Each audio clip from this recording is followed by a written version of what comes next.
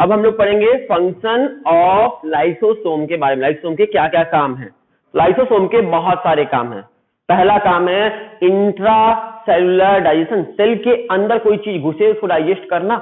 मतलब आपके शरीर में कोई बैक्टीरिया घुस गया, फंगस घुस गया, कोई माइक्रो ऑर्गेनिज्म आपके शरीर के अंदर घुसा, सेल के अंदर घुसा, तो उसको मारने का काम कौन करता है? तो लाइसोसोम वो काम करता है। इसको बोलते हैं intra cellular digestion. Intra cellular digestion के अंदर दो तरह के डाइजेशन होते हैं। अगर कोई बाहर वाली चीजों को मार रहा है तो उसको बोलते हैं हेट्रोफैगी, और खुद को मार रहा है, खुद के सेल ऑर्गेनल्स को मार रहा है, खुद के सेल को मार रहा है तो ऑटोफैगी। ऑटोफैगी और हेट्रोफैगी दो तरह की फैगी हो गई। ऑटोफैगी खुद को मारता नुकसान पर दिखाई दे, खुद को खाता हुआ, ऑटो मतलब सेल्फ, फैगी मीन्स खाना, खुद को खाता दिखे तो ऑटोफैगी, दूसरे को खा रहा, कोई बाहर से कोई चीज घुसी सेल के अंदर और उसको मारकर खा रहा है, उसको डाइजेस्ट कर रहा है तो हेट्रोफैगी। ऑटोफैगी और हेट्रोफैगी दोनों घटना कहां हो रही है? सेल के अंदर हो रही हैं, इसलिए इसको एक साथ क्या कहेंगे? Intracellular digestion. सेल के अंदर डाइजेशन करता है। इंट्रासेलुलर डाइजेशन करने का काम किसका है? तो इंट्रासेलुलर डाइजेशन कौन करता है? आपका लाइसोसोम करता है। पहला फंक्शन है इंट्रासेलुलर डाइजेशन करना। नंबर 2 एक्स्ट्रा सेलुलर डाइजेशन करना। Extra cellular digestion. अब एक्स्ट्रा मतलब बाहर, सेलुलर मतलब सेल के बाहर ले जाकर डाइजेशन करता है अगर तो एक्स्ट्रा सेलुलर डाइजेशन कहते हैं। एक्स्ट्रा सेलुलर डाइजेशन किसमें होता है? एक्स्ट्रा सेलुलर डाइजेशन आपको जनरली फंजाई में देखने मिलता है, फंगस में देखने मिलता है आपको। फंगस में सेल के बाहर डाइजेशन होता है। सेल पता है खाना खाने के बाद हम लोग क्या करते हैं? पहले खाना को अंदर खा जाते हैं, निगल लेते हैं, फिर डाइजेशन करते हैं। लेकिन आपके फंगस कैसे खाते हैं? पहले डाइजेशन करते हैं, चीजों को सड़ाते हैं और उसके बाद उससे न्यूट्रिशन अपटेक करते हैं। मतलब डाइजेशन उसमें कहां होता है? सेल के बाहर होता है, बॉडी के बाहर होता है, इसलिए इसे डाइजेशन कहते हैं एक्स्ट्रा सेलुलर डाइजेशन। इसका एग्जांपल फंगस। और एक और है ऑस्टियोक्लास्ट, मतलब आपके बॉडी में जो बोन्स एक्स्ट्रा में बढ़ जाती है, उन एक्स्ट्रा बोन्स को डाइजेस्ट करने का काम भी यही करते हैं, लाइसोसोम करते हैं। अगर बोन्स को डाइजेस्ट कर रहे हैं, बोन ईट कर रहे हैं, तो उसको बोलते हैं इस प्रोसेस को ऑस्टियोक्लास्ट, बोन को ईट करते हुए दिखे तो। तीसरा फंक्शन क्राइनोफैगी। क्राइनोफैगी ये काम भी आपका किसका है? लाइसोसोम का काम है, क्राइनोफैगी करना। अब सोच रहे होंगे क्राइनोफैगी, आपने क्राइनो नाम सुना होगा कहीं पर, क्राइन, एक्सोक्राइन ग्लैंड, इंडोक्राइन ग्लैंड पढ़ा है? एक्सोक्राइन ग्लैंड, इंडोक्राइन ग्लैंड सुना है नाम? क्राइन, ये क्राइन वर्ड वहीं से आया है। Exocrine gland, endocrine gland. Crine की फैगी मतलब ग्लैंड से निकलने वाली चीजों की फैगी करना, उसको डाइजेस्ट करना। आपको पता है? बताइए जल्दी से सोचो, बताइए आपके थायराइड ग्लैंड जो यहां पर है उससे कौन सा हार्मोन्स निकलता है? जल्दी से बताइए, थायराइड ग्लैंड से कौन सा हार्मोन्स निकलता है? सब बच्चों के मुंह से एक साथ जवाब निकल रहा होगा, सबको याद आ रहा होगा कि थायराइड ग्लैंड से आपका थायरॉक्सिन हार्मोन्स निकलता है। यही याद आ रहा है आपको? थायराइड ग्लैंड से कौन सा हार्मोन्स निकलता है? थायरॉक्सिन हार्मोन्स निकलता है, ये सबको पता होगा। लेकिन हम बोले कि गलत पता है आपको। थायराइड ग्लैंड से थायरॉक्सिन हार्मोन डायरेक्ट नहीं निकलता। थायराइड ग्लैंड से कौन सा चीज निकलता है? तो थायराइड ग्लैंड से एक प्रोटीन निकलता है और उस प्रोटीन का नाम क्या है? थायरोग्लोबुलिन। कौन सी चीज बनती पहले? थायराइड ग्लैंड से बनता है थायरोग्लोबुलिन। और ये थायरोग्लोबुलिन का क्या कर देता है? डाइजेशन कर देता है। कौन? लाइसोसोम थायरोग्लोबुलिन को डाइजेस्ट कर देता है और डाइजेस्ट करने के बाद थायरोग्लोबुलिन टुकड़े टुकड़े हो जाते हैं और क्या बन जाता है? थायरॉक्सिन नाम का हार्मोन्स बन जाता है। तो याद रखिएगा, थायराइड ग्लैंड से डायरेक्ट थायरॉक्सिन नहीं बनता। थायराइड ग्लैंड से पहले क्या बनेगा? थायरोग्लोबुलिन बनेगा, और ये थायरोग्लोबुलिन को जब लाइसोसोम डाइजेस्ट कर देंगे तो थायरोग्लोबुलिन डाइजेस्ट होने के बाद बनता है थायरॉक्सिन हार्मोन्स। तो थायरॉक्सिन हार्मोन्स बनाने में लाइसोसोम ने हेल्प किया कि नहीं किया? हाँ किया। कैसे किया? उसमें जो भी क्राइन से ग्लैंड से निकला था उन चीज को डाइजेस्ट कर, और इसलिए इस प्रोसेस को क्या बोलेंगे? क्राइनोफैगी करता है। लाइसोसोम का काम क्राइनोफैगी भी है। और लास्ट काम सबको पता ही है, ऑटोलाइसिस करना, खुद से खुद को मारना। बीमार इंजर्ड है कि इसमें सेल बूढ़ इंजर्ड हो गई, सेल डैमेज हो गई, सेल में म्यूटेशन हो गया, सेल ओल्ड हो गई, ठीक है, कुछ भी प्रॉब्लम आया सेल को, तो सेल को मारने में, खुद को किल करने में हेल्प करता है, और इस प्रोसेस को क्या बोलते हैं, ऑटोलाइसिस करना। इतने सारे सेल के काम हैं और लाइसोसोम के काम है। समझ में आ गई बात? अब जल्दी से बात करते हैं लाइसोसोम के बारे में, इतना तो पढ़ लिए हम। अगली बात करते हैं कि लाइसोसोम के चारों तरफ क्या होती है, एक मेम्ब्रेन होती है, और उस मेम्ब्रेन के अंदर खतरनाक एंजाइम्स भरे हुए हैं। वो एंजाइम कुछ भी कर सकते हैं, किसी का भी डाइजेशन कर सकते हैं। 50 से अधिक तरह के एंजाइम्स भरे हुए हैं। किसके अंदर? बाहर। इसके चारों तरफ क्या है, एक मेम्ब्रेन है, और इस मेम्ब्रेन के अंदर क्या भरा हुआ है, खतरा।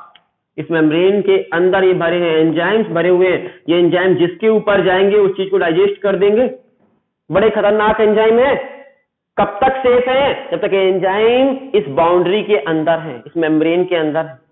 मेम्ब्रेन फटी, दुर्घटना घटी, तुरंत उस चीज डाइजेस्ट हो जाएगी सेल। तो ये मेम्ब्रेन को कौन कौन चीज जो मजबूत बनाते हैं, और वो कौन कौन चीजें मेम्ब्रेन को कमजोर कर देती हैं। मेम्ब्रेन को कमजोर करने वाली चीज को बोलेंगे मेम्ब्रेन लेवलाइजर। मेम्ब्रेन लेविलाइजर, मेम्ब्रेन लेविलाइजर के नाम से जानेंगे। मेम्ब्रेन को कमजोर करने वाले, वीक करने वाले। और मेम्ब्रेन को स्ट्रॉन्ग करेंगे, बोलेंगे मेम्ब्रेन स्टेबलाइजर। स्टेबल बना रहे हैं, स्टेबलाइजर। दो तरह की चीजें होती हैं, मेम्ब्रेन स्टेबलाइजर और मेम्ब्रेन लेविलाइजर। समझ में आया? जो मेम्ब्रेन को क्या कर दे, कमजोर कर दे, वीक कर दे, जो मेम्ब्रेन को कमजोर बना दे, उसको कहेंगे मेम्ब्रेन लेविलाइजर। जो मेम्ब्रेन को और मजबूत कर दे, और स्ट्रॉन्ग कर दे, जल्दी नहीं फटने दे, तो बोलेंगे मेम्ब्रेन स्टेबलाइजर है। तो मेम्ब्रेन स्टेबलाइजर कौन कौन चीज है, तो बता देते हैं आपको। मेम्ब्रेन किससे बनी होती है? लिपिड और प्रोटीन से। अगर यहां पर लिपिड आ जाए और कोलेस्ट्रॉल आ जाए, कोलेस्ट्रॉल क्या करेगा, कोलेस्ट्रॉल आपकी, कोलेस्ट्रॉल जो होगा मेम्ब्रेन को फटने से रोक लेगा। इसलिए कोलेस्ट्रॉल किसमें कंसीडर करेंगे हम? मेम्ब्रेन स्टेबलाइजर में काइंड करेंगे। क्लोरोक्विनिन, कॉर्टिसोन, ये सब आपका मेम्ब्रेन को मजबूती देते हैं। अब हम बात करें मेम्ब्रेन को कमजोर करने वाले, तो बहुत सारे नाम हैं आपके, बहुत तरह के विटामिन, आपने नाम सुना होगा विटामिन का। कौन कौन से विटामिन के बारे में जानते हैं आप? विटामिन के, विटामिन ई, विटामिन डी और विटामिन ए। ये चारों विटामिन जो हैं, ये चारों विटामिन को क्या कहते हैं? फैट सॉल्युबल विटामिन के नाम से भी जानते हैं, याद रखिएगा। इन चारों को फैट सॉल्युबल विटामिन कहते हैं। शॉर्टकट ट्रिक क्या है? कीड़ा। आपसे कभी कोई पूछे कि फैट सॉल्युबल विटामिन के नाम बताइए, फैट में डिजॉल्व होते हैं, पानी में नहीं घुलते। इन विटामिन को पानी में घोलोगे, नहीं घुलेंगे। वाटर सॉल्युबल है कि नहीं है? नहीं है। सिर्फ किस में डिजॉल्व होते हैं? आपके फैट सॉल्युबल है। तो चार विटामिन ऐसे आते हैं। कीड़ा, KEDA, कीड़ा, ट्रिक है ये याद करने का। फैट सॉल्युबल विटामिन जो सिर्फ पानी में डिजॉल्व नहीं होते, सिर्फ फैट डिजॉल्व होते हैं, इसलिए इन्हें कीड़ा कहते हैं। KEDA, विटामिन के, विटामिन ई, विटामिन डी और विटामिन ए। ये चारों के चारों विटामिन क्या हैं?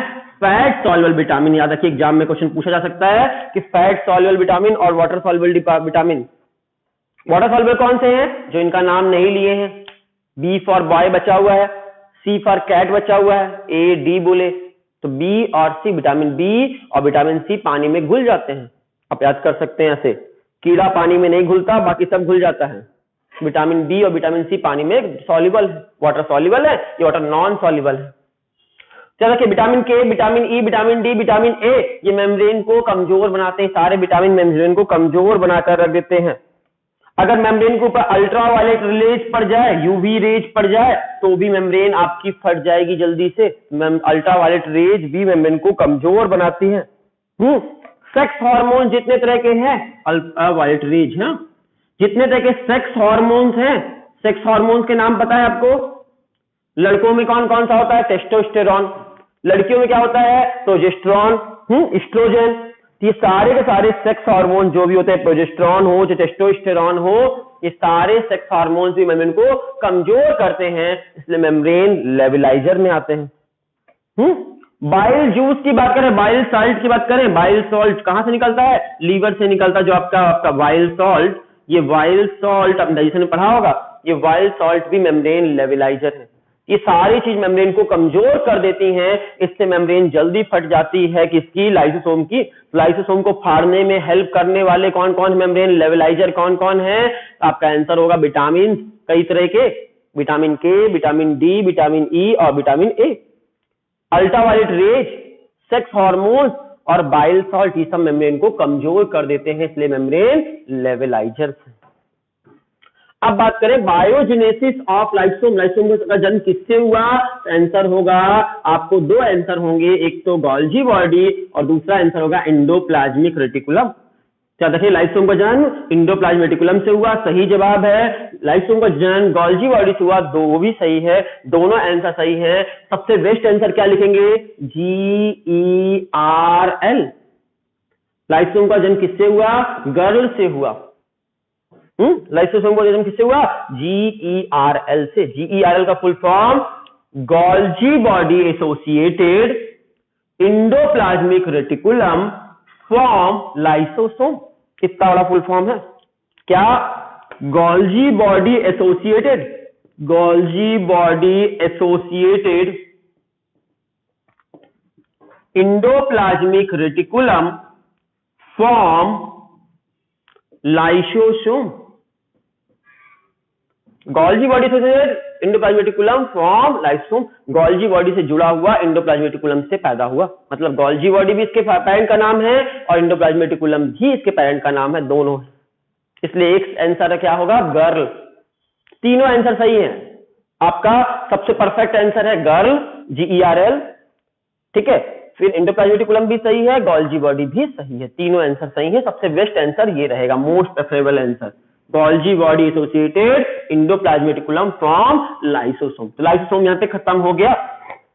अब हम बात कर रहे थे एंडोमेम्ब्रेन सिस्टम, उसमें एंडोप्लाज्मिक रेटिकुलम पढ़ा दिए, गोल्जी बॉडी पढ़ा दिए, लाइसोसोम पढ़ा दिए। चौथा और लास्ट मेंबर जो है उसका नाम है वैक्यूल्स।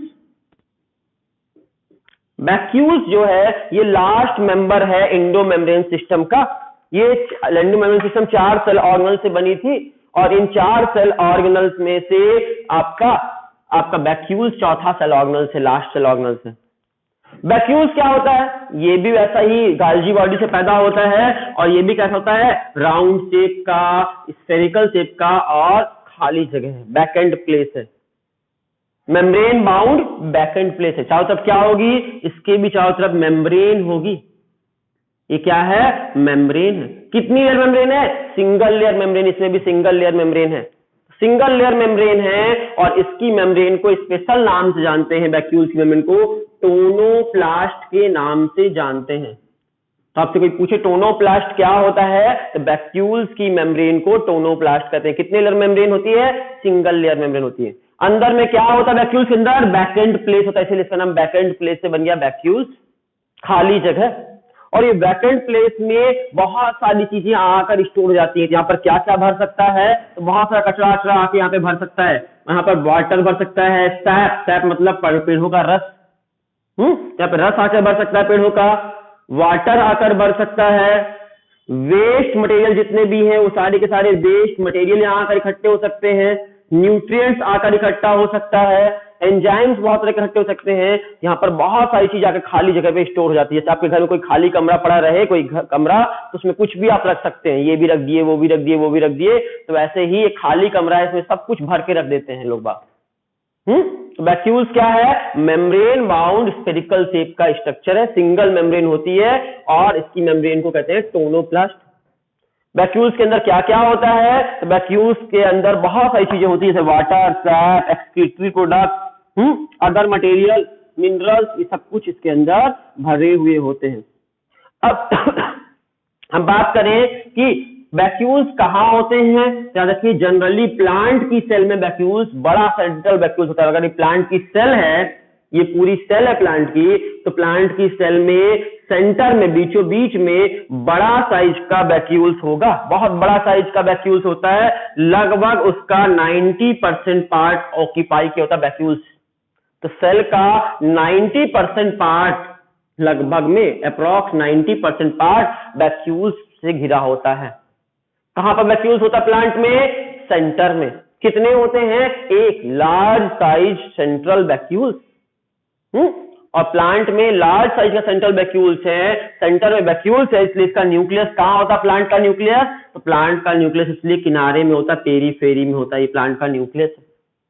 क्या देखिएगा, प्लांट में न्यूक्लियस कहां होता है? सेंटर में या पेरीफेरी में? तो आंसर होगा पेरीफेरी में, किनारे में। क्यों? क्योंकि प्लांट के सेंटर में तो बड़ा सा वैक्यूल्स होता है।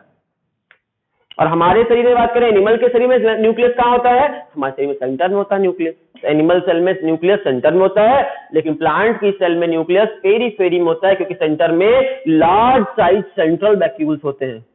90% पार्ट इसका ऑक्यूपाई करके रखता है सेल का, प्लांट की सेल में। एनिमल्स में या तो वैक्यूल्स नहीं होते, या होंगे तो छोटे छोटे बहुत सारे होंगे। हमारे शरीर में वैक्यूल्स होंगे अगर, तो नहीं होंगे, और होंगे तो बहुत सारे होंगे, लेकिन छोटे छोटे होंगे, स्मॉल साइज के।